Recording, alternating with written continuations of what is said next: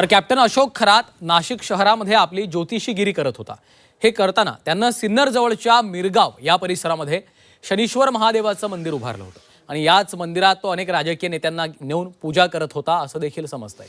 या मंदिरातून आढावा घेतलाय आमचे प्रतिनिधी योगेश खरे यांनी।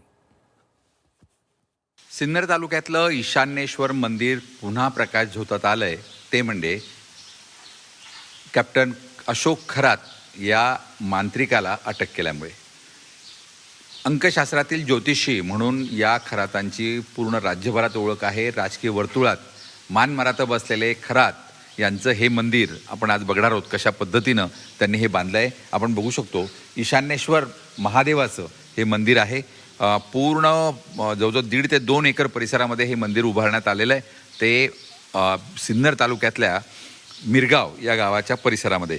खरं तर कहांडळवाडी इथं राहणारे कॅप्टन अशोक खरात यांची जर आपण इतिहास बघितला तर 7 वर्ष भारतीय नौकानयन विभागात आणि नंतर 15 वर्ष ऑस्ट्रेलियन व्यापारी नौकानयन विभागात कॅप्टन या पदावर त्यांनी नोकरी केली होती। मात्र त्यानंतर ज्योतिषाची आवड असल्यामुळे त्यांनी हे मंदिर या ठिकाणी उभारण्याचं ठरवलं। नाशिक शहरामध्ये सुरुवातीला कॉलेज रोड परिसरामध्ये त्यांनी आपला व्यवसाय सुरू केला ज्योतिषाचा आणि त्यानंतर हळूहळू त्यांची ख्याती ही पसरत गेली।